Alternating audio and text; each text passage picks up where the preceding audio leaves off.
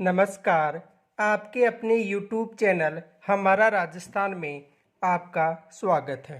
आज का जो हमारा टॉपिक है वो है सिवाना दुर्ग।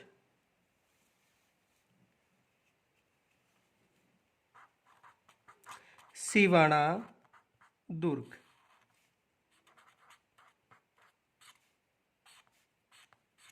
देखो, सिवाना दुर्ग बाड़मेर में स्थित है। सिवाना दुर्ग कहाँ पर स्थित है? बाड़मेर में। तो देखो,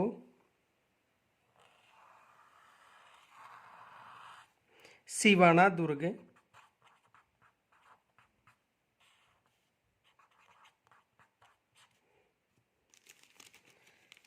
यह है दुर्ग बाड़मेर में स्थित है।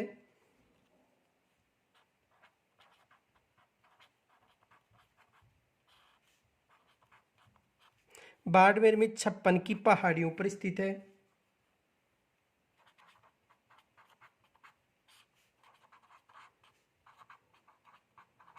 यानी 56 की पहाड़ी बाड़मेर में स्थित है।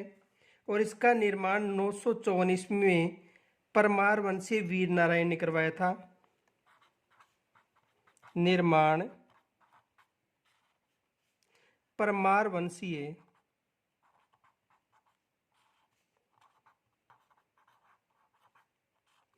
वीर नारायण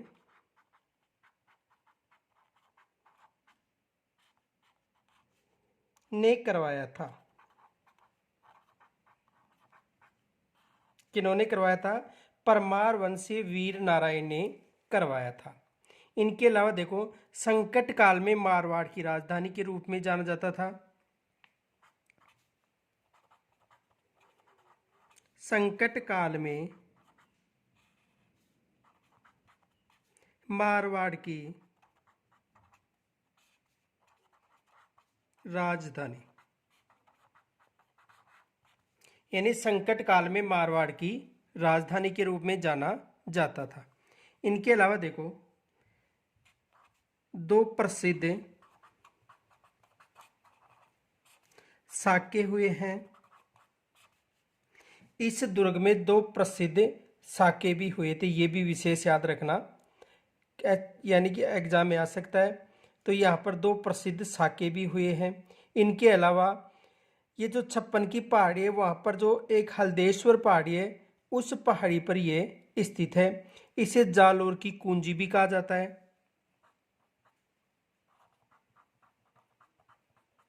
जालोर की कुंजी, इसे जालोर की कुंजी भी कहा जाता है।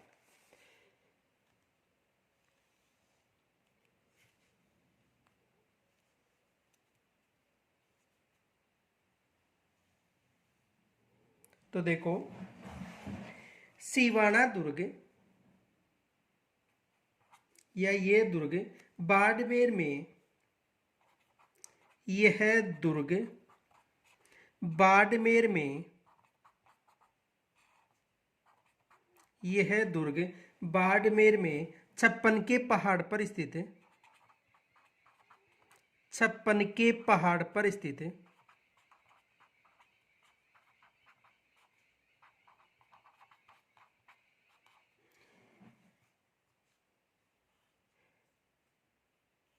यह दुर्ग बाड़मेर में 56 की पहाड़ी पर स्थित है। हल्देश्वर नामक पहाड़ पर स्थित है।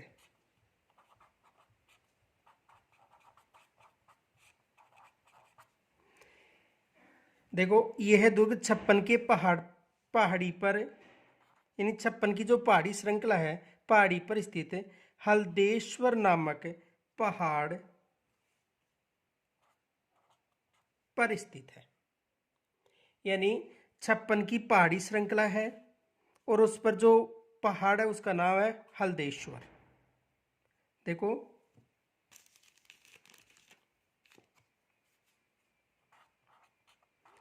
छप्पन की पहाड़ी श्रृंखला, और 56 की पहाड़ी श्रृंखला में जो पहाड़ है उसका नाम है हल्देश्वर। पहाड़ पर यह दुर्ग स्थित है। तो वहां पर हल्देश्वर भी आ सकता है या छप्पन की पहाड़ी श्रृंखला। तो देखो यह दुर्ग बाड़मेर में स्थित है, छप्पन की पहाड़ी श्रृंखला या हल्देश्वर पहाड़ पर स्थित है। इसे अणखेलो सिवाना के नाम से भी जाना जाता है। तो देखो इसे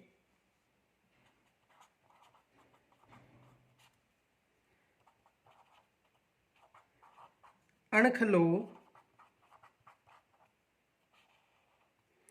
सिवाणु के नाम से भी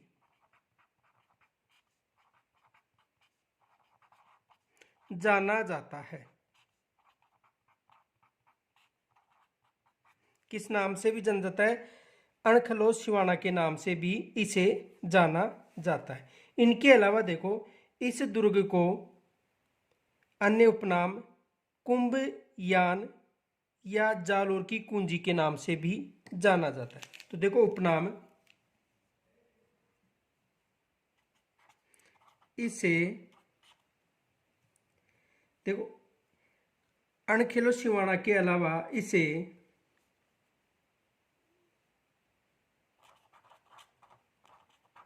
कुंभियाना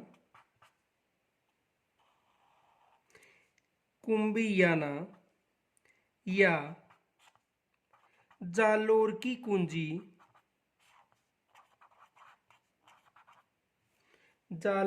कुंजी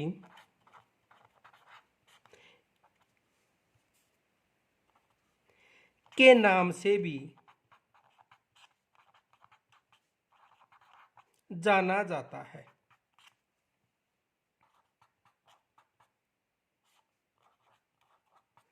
तो देखो इसे कुंभियाना या जालोर की कुंजी के नाम से भी जाना जाता है। यहां से देखो एक प्रश्न बनता है। प्रश्न क्या बनता है देखो, क्वेश्चन देखो, सिवाना दुर्ग किस पहाड़ी पर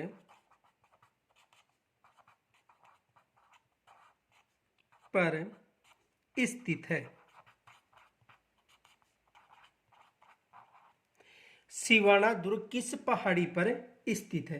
तो देखो या तो वहां पर हल्देश्वर मिलेगा या छप्पन की पहाड़ियां। तो कहां पर स्थित है? छप्पन की पहाड़ियों पर। और यदि छप्पन की पहाड़ी ऑप्शन में न रहेगा तो हल्देश्वर नामक पहाड़ी रहेगा।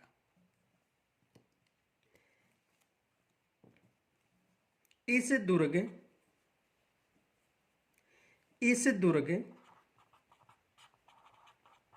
की स्थापना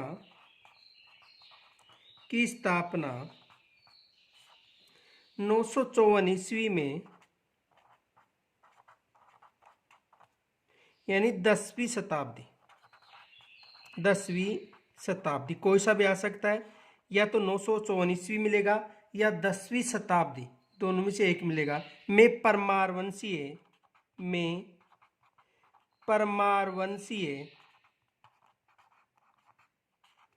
परमारवंशीय वीर नारायण ने करवाया था।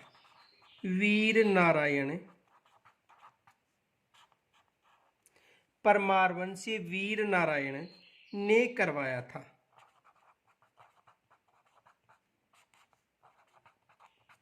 देखो यहां से एग्जाम में प्रश्न भी आया हुआ है। देखो इस दुर्ग की स्थापना 954 ईस्वी में या 10वीं शताब्दी में परमारवंशीय वीर नारायण ने करवाया था। तो देखो एग्जाम में क्या प्रश्न आया था।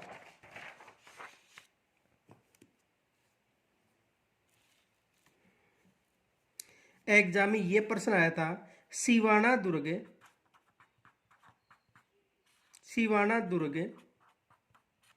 का निर्माण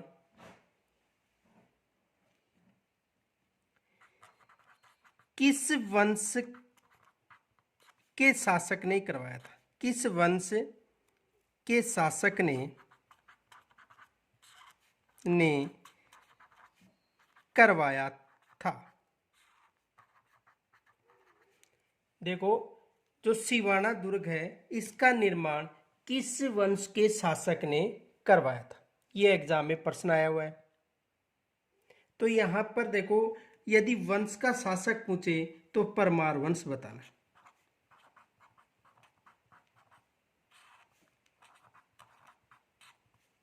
कौन सा वंश बताना है? परमार वंश। तो इसका निर्माण परमार वंश के शासक ने करवाया था। किन्होंने करवाया था? परमार वंश के शासक ने करवाया था।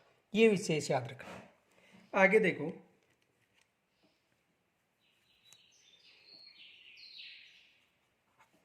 इस दुर्ग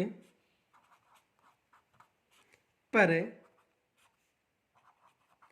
अलाउद्दीन खिलजी ने जब आक्रमण किया था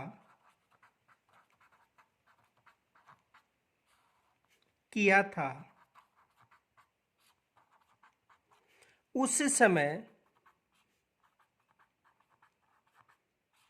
यहाँ का शासक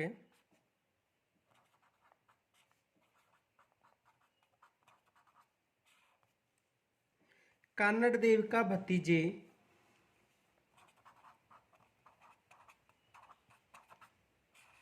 कानड़ देव का भतीजा सातल देव था।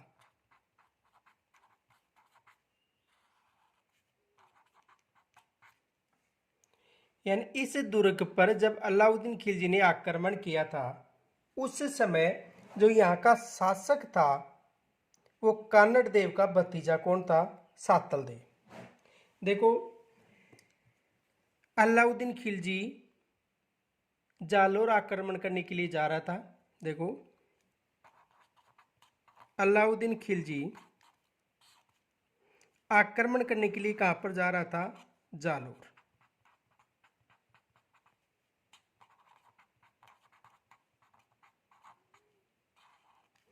अलाउद्दीन खिलजी आक्रमण करने के लिए कहां जा रहा था? जालोर। यहां पर जा रहा था। और जालोर के पास में यहां पर सिवाना दुर्ग है। और सिवाना दुर्ग कहां पर है? बाड़मेर में। ठीक है। और ये जो जालोर क्षेत्र है यहाँ का शासक कौन था? कानड़ देव। यहाँ का शासक कौन था? कानड़ देव। और यहाँ का शासक कौन था? सातल देव।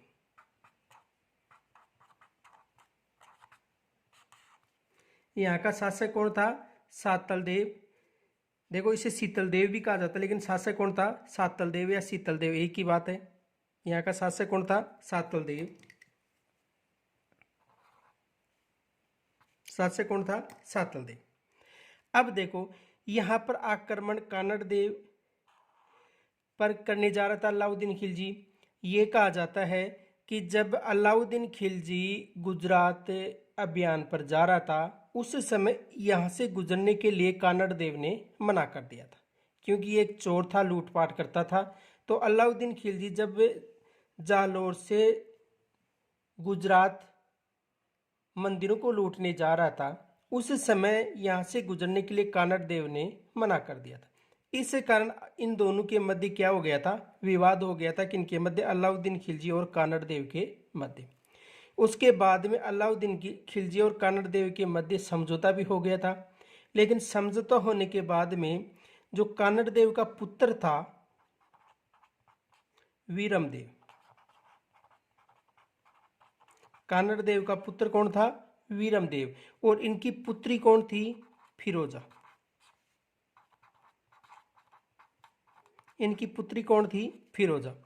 तो देखो, उस समय तो इन दोनों के मध्य समझौता हो गया था, लेकिन उसके बाद में जो फिरोजा थी वो वीरमदेव से प्रेम करने लगी थी और फिरोजा इनसे शादी करना चाहती थी, विवाह करना चाहती थी। किनसे? वीरमदेव से। तो इन्होंने विवाह करने के लिए मना कर दिया था। इस कारण अलाउद्दीन खिलजी इस पर आक्रमण कर रहा था। किस पर? कानड़ देव पर। जब यहाँ पर आक्रमण करने के लिए आ रहा था उस समय अलाउद्दीन खिलजी को सातल देव ने संदेश भिजवा दिया। किन्होंने भिजवा दिया? अलाउद्दीन खिलजी को सातल देव ने संदेश भिजवा दिया। सातल देव ने उस संदेश में यह लिखा था कि जालोर से पहले वो सिवाना से निपटे। इस कारण अलाउद्दीन खिलजी ने यहाँ पर आक्रमण किया था। देखो ये इनका भतीजा था, किनका, कानड़ देव का। जब अलाउद्दीन खिलजी जालोर पर यानी कानड़ देव पर आक्रमण करने के लिए आ रहा था, उस समय अलाउद्दीन खिलजी यहाँ पर आ रहा था, उस समय सातल देव ने इसे ये संदेश भिजवाया कि जालोर से पहले सिवाना को या सिवाना से निपटे। इस कारण अलाउद्दीन खिलजी सातल देव से युद्ध किया था। यहाँ तक समझ में आ गया होगा। तो देखो जब अलाउद्दीन खिलजी ने यहाँ पर आक्रमण किया, उस समय यहाँ का शासक कौन था, सातल देव। कई जगह शीतल देव भी मिलता है, लेकिन शासक कौन था, सातल देव। तो ये सिवाना का प्रथम शाखा हुआ था। तो देखो सिवाना का प्रथम शाखा था ये, सिवाना का प्रथम शाखा, का प्रथम शाखा। और कब हुआ था, 1310 में, सिवाना का प्रथम शाखा। तो देखो इस सिवाना के प्रथम शाखे में अलाउद्दीन खिलजी को काफ़ी परेशानी झेलनी पड़ी थी, क्योंकि सातल देव भी एक शक्तिशाली शासक था। लेकिन यहाँ पर एक राजपूत सरदार था, भांवला पंवार। तो भांवला पंवार ने सिवाना दुर्ग की पूरे रहस्य का जानकारी दी थी। देखो सिवाना का जो प्रथम शाखा 1310 में हुआ था, उस समय जो अलाउद्दीन खिलजी सिवाना पर आक्रमण कर रहा था, तो सिवाना भी एक शक्तिशाली क्षेत्र था, शक्तिशाली शासक था। लेकिन जब अलाउद्दीन खिलजी को विजय प्राप्त नहीं हुई, उस समय सातल देव का जो एक सेनापति था, उस सेनापति का नाम था भांवला पंवार। तो भांवला पंवार को अपनी तरफ मिलाकर इस दुर्ग के रहस्य के बारे में पता कर लिया था, और उन्होंने कहा था कि यहाँ पर एक जल स्रोत है, और उस जल स्रोत से संपूर्ण सिवाना को पानी की आपूर्ति होती है। तो उसके बाद में इस रहस्य का पता जब अलाउद्दीन खिलजी को चला, तो जो जल स्रोत के लिए जो नहर आ रही थी, उसमें गाय का जो मांस डलवा कर उसे अपवित्र कर दिया था। इस कारण उन्होंने दुर्ग के मुख्य द्वार खोल दिए थे, और युद्ध हुआ था। उस युद्ध में सातल देव वीरगति को प्राप्त हुए थे, और अलाउद्दीन खिलजी को विजय मिली थी। तो देखो इस युद्ध के समय, इस युद्ध के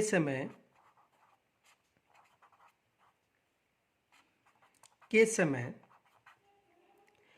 अलाउद्दीन खिलजी ने सातल देव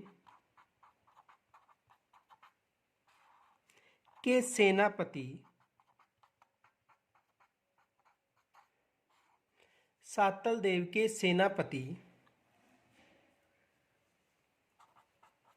राजपूत सरदार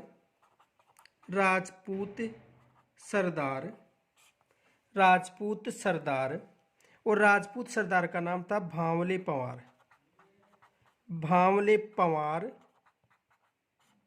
या भांवला पंवार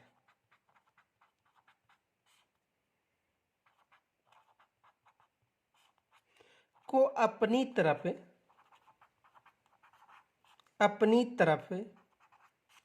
लालच देकर मिला लिया था,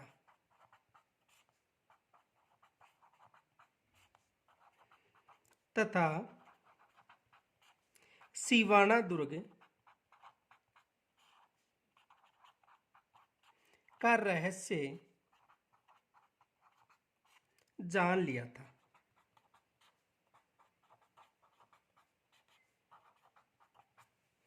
यानी अपनी तरफ मिला लिया था, और सिवाना दुर्ग का जो रहस्य था वो जान लिया था।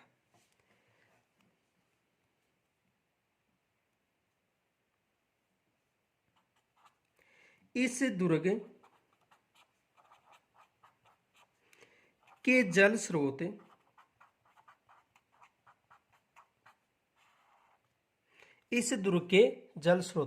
एकमात्र यही ऐसा जल स्रोत था इस दुर्ग का जो पानी की आपूर्ति करता था। ये विशेष याद रखना, यानी एकमात्र यही जल स्रोत था। इस दुर्ग के जल स्रोत में गोमांस डलवा कर अपवित्र कर दिया था, अपवित्र कर दिया था, जिसके कारण दुर्ग के मुख्य द्वार खोले गए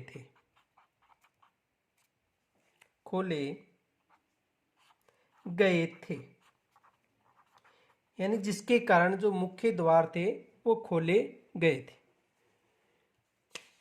देखो ये युद्ध था वो 1308 में प्रारंभ हुआ था, जो 1310 में पूर्ण हुआ था। यानी 1308 में अलाउद्दीन खिलजी ने यहाँ पर घेरा डाला था, जो 1310 में विजय प्राप्त हुई थी।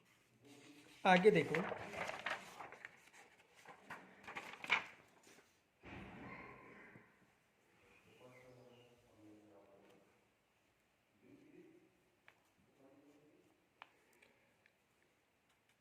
उसके बाद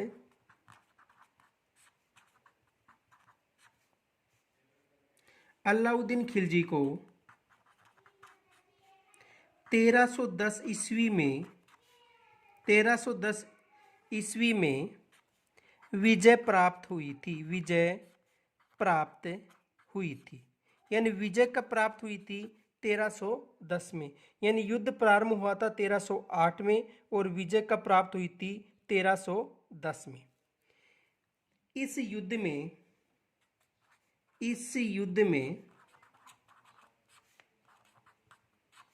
सातल देव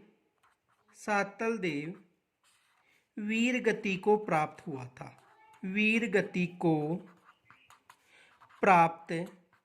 था, यानी इस युद्ध में सातल देव वीर गति को प्राप्त हुआ था और महिलाओं ने क्या किया था? जोहर किया था, तथा महिलाओं ने जोहर किया था। यानी महिलाओं ने क्या किया था? जोहर किया था। यानी इस युद्ध में वीरगति सातल देव ने प्राप्त की थी तथा महिलाओं ने जोहर किया था। और इस दुर्ग पर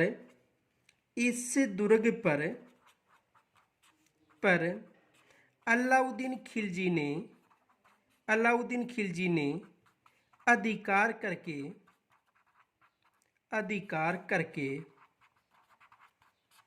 इसका नाम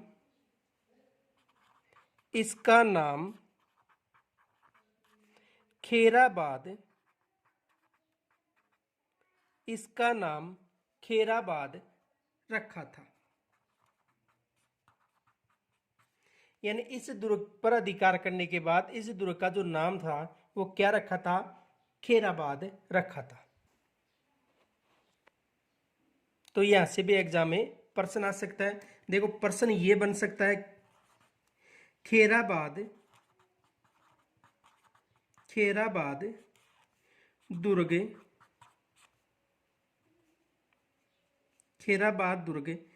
किस दुर्ग को कहा जाता है? यह खेराबाद दुर्ग,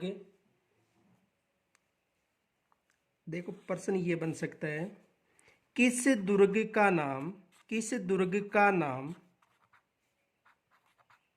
अलाउद्दीन खिलजी ने खेराबाद रखा था? तो देखो किस दुर्ग का नाम अलाउद्दीन खिलजी ने खेराबाद रखा था, तो कौन सा दुर्ग है? सिवाना दुर्ग। यानी सिवाना दुर्ग का नाम खेराबाद दुर्ग नाम रखा था। तो यहां से भी एग्जाम में प्रश्न बन सकता है, ये विशेष याद रखना, एग्जाम में यहां से भी प्रश्न बन सकता है। आगे देखो,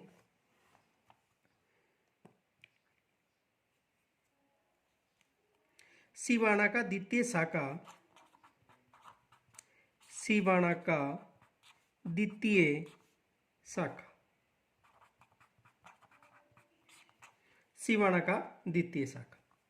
देखो यह साका अकबर के समय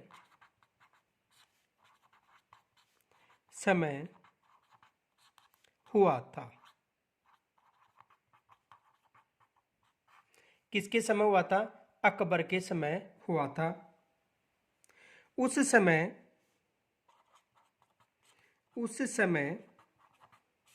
यहाँ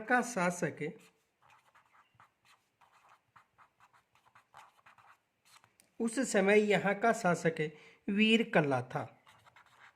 वीर कल्ला था, जिसे कल्याणमल के नाम से भी जाना जाता है।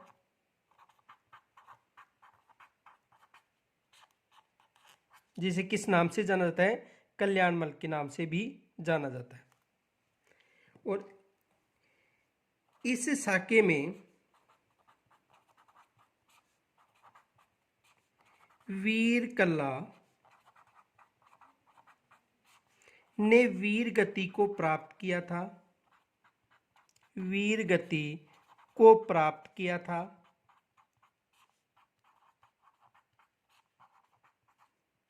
तथा यानी इस साके में जो वीर कल्ला था उन्होंने वीर गति को प्राप्त किया था।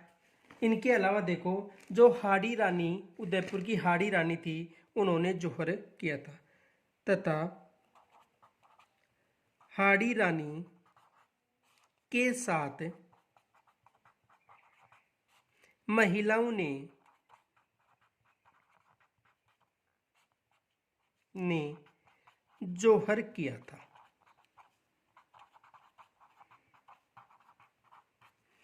यानी महिलाओं ने क्या किया था? जौहर किया था। और ये साका हुआ था 1582 में। कब हुआ था? 1582 में। ये विशेष याद रखना, कब हुआ था? 1582 ईस्वी में। तो ये साका कब हुआ था? 1582 ईस्वी में। यहाँ से भी प्रश्न बन सकता है। तो जो सिवाना का द्वितीय शाखा था वो कब हुआ था? 1582 में। तो एग्जाम में यहाँ से भी प्रश्न आ सकता है। तो सिवाना दुर्ग में कितने शाखे हुए थे? 2 शाखे हुए थे। आगे देखो, सिवाना दुर्ग संकट काल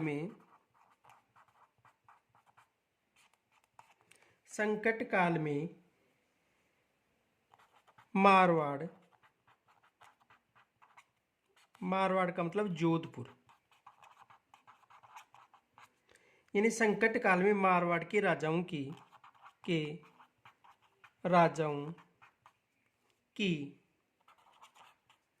शरण स्थली रहा था। यानी ये जो दुर्ग है संकट काल में मारवाड़ के राजाओं की शरण स्थली रहा था। देखो, जो राव मालदेव था वो गिरी सुमेल के युद्ध में शेरशाह से यानी जब गिरी सुमेल का युद्ध हुआ था उस समय जो मारवाड़ का शासक राव मालदेव था उन्होंने इसी दुर्ग में शरण ली थी। तो देखो,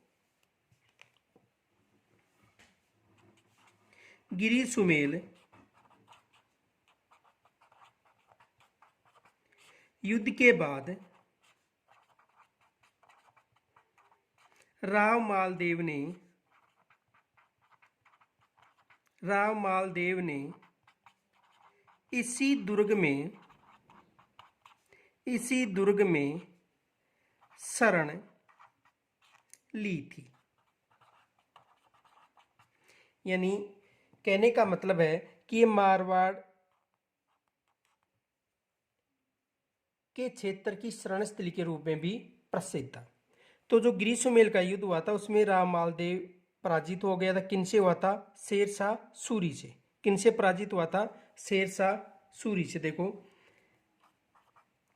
पराजित शेरशाह सूरी से।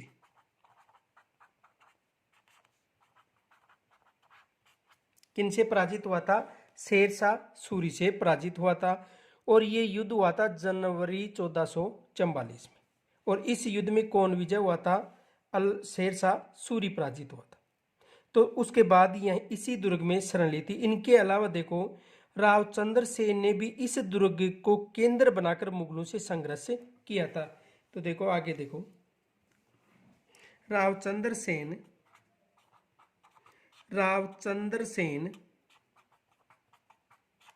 ने भी इस दुर्ग को केंद्र बनाकर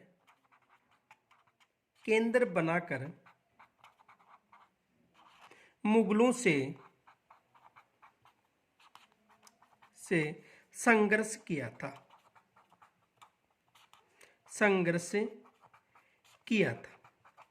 यानी रावचंद्र सेन ने भी इस दुर्ग को केंद्र बनाकर किनसे संघर्ष किया था? मुगलों से संघर्ष किया था। और उस समय मुगल शासक कौन था? अकबर था। और इस दुर्ग में जय नारायण व्यास को भी बंदी बनाया गया था, जिसे शेरे राजस्थान के नाम से भी जाना जाता है। तो देखो इस दुर्ग में जय नारायण व्यास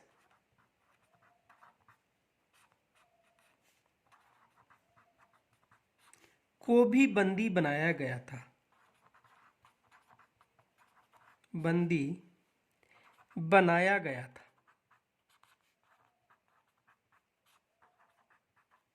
यानी इस दुर्ग में जय नारायण व्यास को भी बंदी बनाया गया था, जो शेर राजस्थान के नाम से भी जाने जाते हैं। उपनाम क्या था? शेर ए राजस्थान। किस नाम से भी जाने जाते हैं? शेर ए राजस्थान के नाम से भी जाने जाते हैं, जो राजस्थान के एकीकरण के समय मुख्यमंत्री भी रहे हैं। तो यहाँ तक यदि कोई समस्या हो तो कमेंट्स के द्वारा जरूर बताना। धन्यवाद।